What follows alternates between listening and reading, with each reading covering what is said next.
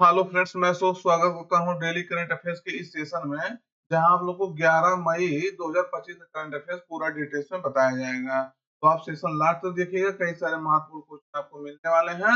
वैसे इसका आंसर आप बताइए, अभी हम इसको आपको वो पूरा डिटेल्स में बताएंगे। तो आज के पहले क्वेश्चन की शुरुआत करते हैं। पहले क्वेश्चन के साथ कह रहा है, हाल ही में संयुक्त राष्ट्र वन मंच यानी यूनाइटेड नेशन फॉरेस्ट फोरम के 20वें सत्र का आयोजन हुआ। तो इसकी स्थापना किस संगठन द्वारा किया गया था, जिसका भी आयोजन हुआ है? भारत भी इसमें पार्टिसिपेट किया था। तो ये आपको बताना है, संयुक्त राष्ट्र वन मंच इसका जो है इसका जो है निर्माण जो है किसके अंतर्गत हुआ था, इसका स्थापना किसके अंतर्गत हुआ था? तो सही उत्तर आपका रहेगा क्या, इसमें बताइए। यूनेप के द्वारा, या विश्व बैंक, या इकोसॉक, या यूएनडीपी? तो किसके अंतर्गत हुआ था? सही उत्तर आपका रहेगा इकोसॉक, संयुक्त राष्ट्र आर्थिक एवं सामाजिक परिषद द्वारा जो है इसकी स्थापना की गई थी। इसके द्वारा इस संगठन का स्थापना किया गया था, जिसका अभी क्या हुआ है, बैठक हुआ फोरम का। तो अब इसके बारे में देख लेते हैं थोड़ा डिटेल्स। कह रहा संयुक्त राष्ट्र आर्थिक और सामाजिक परिषद इसका जो है क्या किया है, स्थापना किया था। तो हाल ही में भारत ने न्यूयॉर्क में संयुक्त राष्ट्र मुख्यालय में संयुक्त राष्ट्र वन मंच यानी यूनाइटेड नेशन फॉरेस्ट फोरम में 20 यानी 20वां इसका सत्र है, उसमें भाग लिया है। किसने भाग लिया है? भारत ने भाग लिया। कहाँ भाग लिया? न्यूयॉर्क में, जहां इसका संयुक्त राष्ट्र का मुख्यालय है, वहां भारत ने भाग लिया है। इंपॉर्टेंट है आपके लिए, ध्यान रखना है, क्वेश्चन जो है ये आपसे पूछा जा सकता है। ये आपको ध्यान रखना है। इसको जो है, कौन इसका स्थापना किया था? तो संयुक्त राष्ट्र आर्थिक और सामाजिक परिषद है, यूएन इकोसॉक द्वारा इसकी जो है स्थापना की गई थी। लक्ष्य क्या है? लक्ष्य है वैश्विक स्तर पर अस्थायी वन प्रबंधन का समर्थन करना। यानी वैश्विक स्तर पर जो है वन का प्रबंधन कैसे किया जा सकता है, वो भी अस्थायी रूप से, उसलिए इसका स्थापना किया गया था। तो इसमें देखेंगे संयुक्त राष्ट्र के सभी सदस्य देश और संबंधित वन संगठन इसमें शामिल हैं, जो तकनीकी या नीति स्तरीय चर्चाओं के लिए जो है सालाना बैठक करते हैं। तो याद रखना है, ये आपके लिए महत्वपूर्ण क्वेश्चन है। भारत एक इसका संस्थापक सदस्य के रूप में वैश्विक वन नीति को जो है आकार देने में महत्वपूर्ण भूमिका निभाता है। तो ये आपको लिए मतलब याद रखना है कि भारत में इसका जो है महत्वपूर्ण भूमिका भारत निभाता है। अब इसका हम लोग और थोड़ा सा डिटेल्स देख लेते हैं।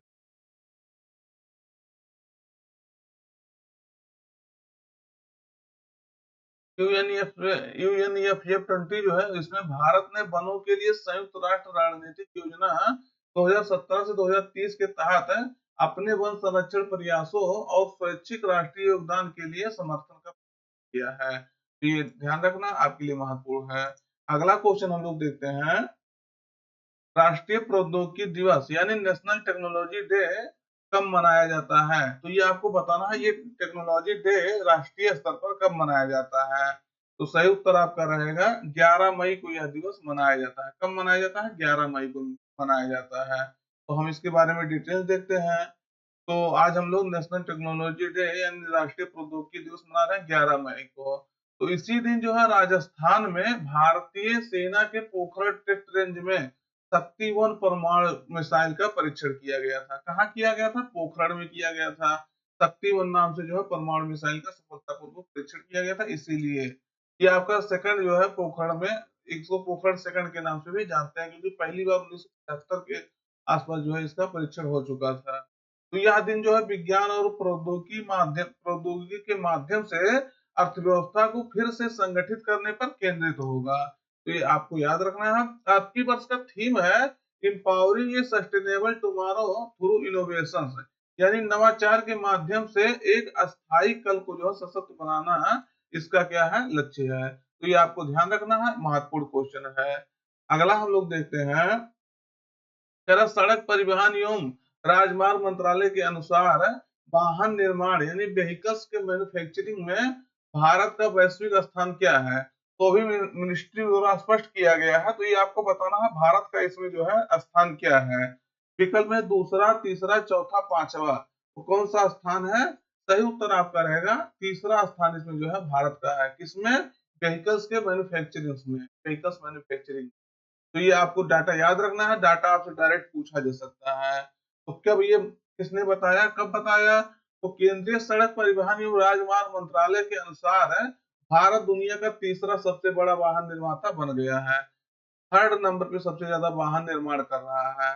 तो कौन बताया? तो नई दिल्ली में आयोजित चौथे अंतरराष्ट्रीय बायो एनर्जी बायोफ्यूल्स बायोमास यानी बीबीबी, तीनों bio energy biomass biofuels biomass शिखर सम्मेलन हो रहा था बायो एनर्जी वैल्यू चेन पर।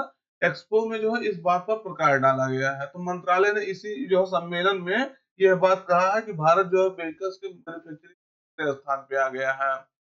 तो शिखर सम्मेलन में जो है ऊर्जा के लिए देश के बायोमास संसाधनों का उपयोग करने वाली प्रौद्योगिकियों को जो है बढ़ावा देने पर भी इसमें ध्यान केंद्रित किया गया है।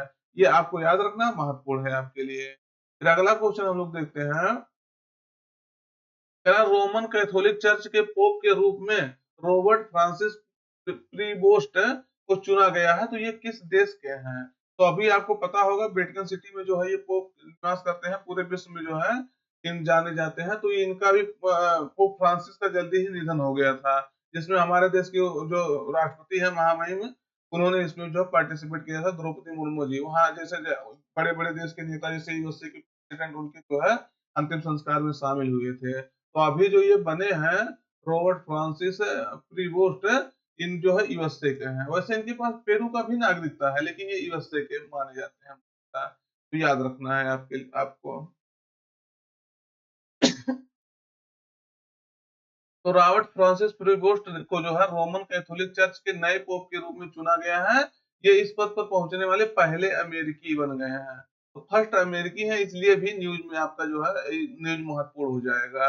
इन्हें जो है वेटिकन सिटी में 267वें 267 पोप के रूप में चुना गया है और इन्होंने पोप लियो 14वां नाम चुना है। तो ये आप अब जो इनका नाम क्या होगा? पोप लियो 14वां नाम होगा। अभी पोप फ्रांसिस का जो है निधन हो गया था, ये आपको बताया गया था। फिर अगला हम लोग देखते हैं क्वेश्चन। ये है आपके जो है कौन पोप के रूप में जो हमें वो रॉबर्ट फ्रांसिस प्रीवोस्ट है, यूएसए के हैं। तो इनका जो है इमेज भी दिया। अगला है हाल ही में किस राज्य सरकार ने पंडित लक्ष्मी चंद कलाकार सामाजिक सम्मान योजना शुरू की है? तो आप समझ सकते हैं पंडित लक्ष्मी चंद जो है ये किसी राज्य के प्रतिष्ठित व्यक्ति हैं। तो इनके नाम पर जो है कलाकारों को सम्मान देने के लिए यह योजना शुरू किया गया है। कलाकार के नाम से स्पष्ट है, पंडित लक्ष्मी चंद कलाकार सामाजिक सम्मान योजना। तो ये किसने शुरू किया है? हरियाणा ने इसको शुरू किया है। नायब सिंह सैनी सरकार यहाँ जो है आप जानते होंगे, नायब सिंह सैनी सरकार द्वारा ये शुरू किया गया है हरियाणा में। तो ये आपको याद रखना है। अब इसके बारे में क्या विशेषता है इसको हम लोग देखते हैं। तो हरियाणा सरकार ने जो है पंडित लक्ष्मी चंद कलाकार सामाजिक सम्मान योजना शुरू की है। उद्देश्य क्या है इस योजना का? उद्देश्य राज्य में कला के क्षेत्र में महत्वपूर्ण योगदान देने वाले बुजुर्ग और आर्थिक रूप से कमजोर कलाकारों को मासिक वित्तीय सहायता देना। और देखिएगा बुजुर्गों को सम्मान देने के लिए जो अभी सामाजिक क्षेत्र में कार्य कर रहे हैं उनको जो है सम्मानित करना इस योजना का मुख्य उद्देश्य है। इस योजना में जो है संगीत हो गया, नृत्य, चित्रकला, रंगमंच जैसे वरिष्ठ योगदानकर्ताओं को समर्थन दिया जाएगा। देखिएगा वरिष्ठ योगदानकर्ता उसमें खाली पार्टिसिपेट करते रहे तो बहुत सी चीजें आप उसमें सीख जाएंगे। यह सहायता उन्हीं को मिलेगी जो इन क्षेत्रों में लगभग 20 वर्षों का सक्रिय रूप से योगदान दिया है। मतलब आप काम कर रहे हैं, आप मान लीजिए बुजुर्ग हो गए हैं, लगभग 20 वर्षों से आप लगातार इसमें योगदान दे रहे हैं, तब आपको यह सम्मान मिलेगा। 60 वर्ष से अधिक का उम्र होना चाहिए आपका। अगर वार्षिक आय देखेंगे तो कितना होना चाहिए जब तब इसको सहायता राशि मिलेगी? तो अगर 1,80,000 रुपए तक से या उससे कम है तो आपको जो है 10,000 रुपए प्रतिमाह सहायता राशि मिलेगी। लेकिन अगर 1,80,000 से अधिक है तो आपको जो कितना मिलेगी? 9,000 प्रतिमाह मिलेगी। Just 1 minute. ये 1,80,000 से लेकर के आपका 3 लाख तक इसका वो है कि मतलब 3 लाख के बीच में रहेगा तो आपको कितना मिलेगा? 9,000 रुपये महीना। ये 1,80,000 से अधिक तथा 3 लाख से कम। तो ये याद रखना है। 9,000 मिलेगा आपको। सॉरी 9 नहीं है 7,000 है। देखिएगा थोड़ा सा मिसप्रिंट है, ये 7,000 है आपका। अगला क्वेश्चन है हाल ही में भारत के किस शहर में civil defence mock drill operation अभ्यास जो है ऑपरेशन अभ्यास का आयोजन किया गया है? तो ये आपको बताना, ये मुख्यतः जो है किस देश में किया गया, civil defence mock drill. Mock drill तो आपके लगभग 200 कुछ जिलों में यह किया गया है पूरे भारत में। अभी आप जानते होंगे कि कैसे युद्ध से बचा जा सकता है, कैसे जैसे सायरन बजे तो कैसे आप छिप सकते हैं, कैसे कहाँ अच्छा स्थान अपना ग्रहण कर सकते हैं, उसके लिए पूरे जो है भारत के 226 लगभग जिलों में ये ऑपरेशन हुआ है, ऑपरेशन अभ्यास। लेकिन ये सिविल डिफेंस मॉक ड्रिल था, तो ये आपका मुख्यतः कहाँ हुआ है, बेंगलुरु में हुआ है, हलासुर में हुआ है। तो ये आपके लिए महत्वपूर्ण है क्वेश्चन। अब देखिएगा, अभी जो है पूरे भारत में मॉक ड्रिल हुआ था कि कैसे अगर युद्ध जैसी परिस्थिति आ जाए तो कैसे उससे जो है बचना है, या कैसे आपको क्या करना है उस समय।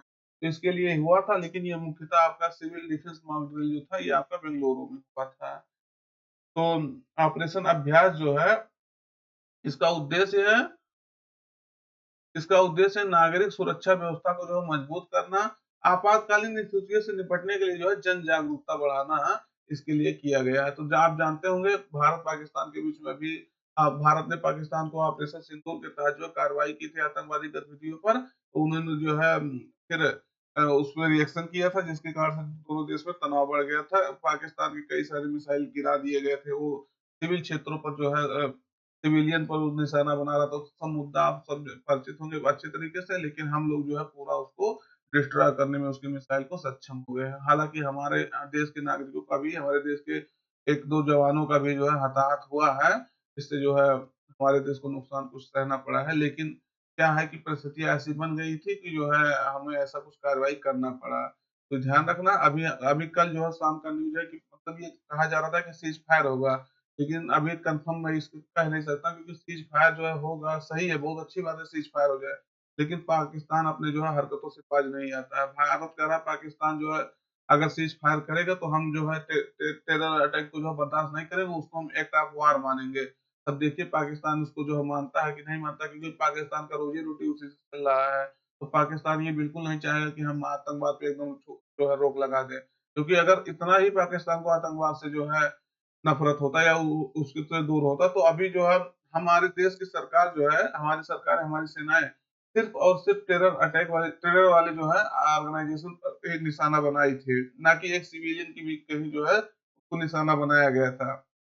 लेकिन पाकिस्तान जो है उसको उससे बहुत बहुत जो है चिढ़ है कि हमारे देश के आतंकवादियों को कैसे जो है नेस्तनाबूद कर दिया गया मार करके। ये सब बातें आप देखे होंगे, क्या क्या जो है ये 400 सिस्टम सबके बारे में आपको हम बता दिए, याद रखना है। अगला है किसे 72वें मिस वर्ल्ड फेस्टिवल में जो है प्रतिष्ठित मानवतावादी पुरस्कार के लिए चुना गया है। तो ये 72वां आपकी होने वाला है, कहाँ होने वाला है, तो आपको याद रखना है ये हैदराबाद तेलंगाना में होने वाला है। अभी 31 जो है तारीख को होने वाला है, 31 मई को। तो उनका नाम किसका मानवतावादी पुरस्कार के लिए चुना गया, किसका नाम, तो आपके जो है सोनू सूद का नाम चुना गया है। याद रखना है, इनको जो है अभी अवार्ड जो है 31 तारीख को दिया जाएगा, 31 मई। आप जानते होंगे इन्हें जो है कोरोना समय में मसीहा या भगवान कहा गया था। क्यों? क्योंकि ऐसा काम किए थे कि जो हम पूरे देश में इनका चर्चा हो गया था सोने से। नहीं तो इसके पहले इनको कम ही लोग जानते थे। मतलब हम ये नहीं कहते नहीं जानते थे, पर्सनालिटी थे, अच्छे थे, लेकिन इतना फेमस नहीं थे। गांव गली में इनको जो है सब जानने लगे थे। तो याद रखना है। अब देखेंगे इसके बारे में, तो सोनू सूद को जो है 72वें मिस वर्ल्ड फेस्टिवल में प्रतिष्ठित मानवतावादी पुरस्कार से सम्मानित किया जाएगा। फेस्टिवल का आयोजन हम आपको बता दिए ना, 31 मई को कहाँ होने वाला है, आपका हैदराबाद में होने वाला है। तो विशेष सम्मान जो है ये मानवता के प्रति उनकी असाधारण सेवा और उनके फाउंडेशन के माध्यम से जो है सामाजिक उत्थान के प्रति उनकी अटूट प्रतिबद्धता को मान्यता देता है। और यह पुरस्कार 31 मई 2025 को हैदराबाद के हाईटेक एरिना में जो है महोत्सव के अंतिम समारोह के हिस्से के रूप में प्रदान किया जाएगा। तो आपको ध्यान रखना है। ये है आपके सोनू सूद, इनको आप जानते हो।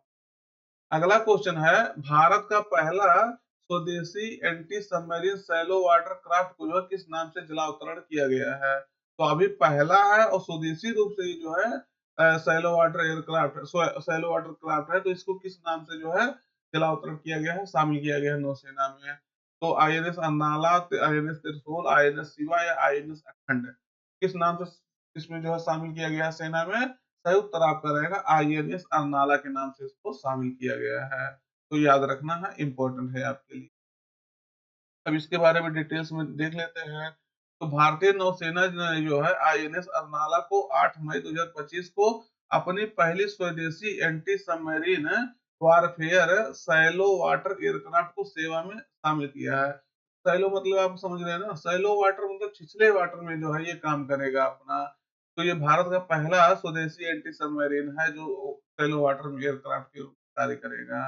तो यह जो है कौन विकसित किया है, तो यह ship garden rich ship builders and, यह शिप कौन विकसित किया है, तो garden rich ship builders and engineers Kolkata ने डिजाइन किया है, और यल एन टी शिपयार्ड कट्टुपल्लू में जो है इसको बनाया गया है। तो ये भी आते भी आपको ध्यान रखना कौन इसको डिजाइन किया है। तो दोस्त आज का करंट अफेयर्स हम लोग का तो खत्म हो गया है, लेकिन कल हम लोग जो है रिवीजन कल वाला कर लेते हैं। वैसे इसका जो है आईएनएस अर्नाला है इसको देख लीजिएगा आप। तो सेशन अपने मित्रों तक शेयर करिएगा, तब तक हम आप जो है कल का रिवीजन मान लेते हैं 2 मिनट। कह रहा किस भारतीय नौसेना जहाज यानी आईएनएस ने अंतरराष्ट्रीय समुद्री रक्षा प्रदर्शनी IMDEX एशिया 2025 में भाग लिया है। तो किसने भाग लिया है ये आपको बताना है। तो INS किल्टन ने इसमें भाग लिया था। फिर कह रहा जैनो कुरवा जनजाति जो चर्चा में रही ये किस राज्य में निवास करती है, तो कर्नाटक में भी निवास करती है। नागरहोल जो है राष्ट्रीय उद्यान था वहां चर्चा में थी ये। चर्चा में रहा जो है स्कैल्प मिसाइल जो है यूनाइटेड किंगडम और किस देश द्वारा जो संयुक्त रूप से विकसित किया गया है।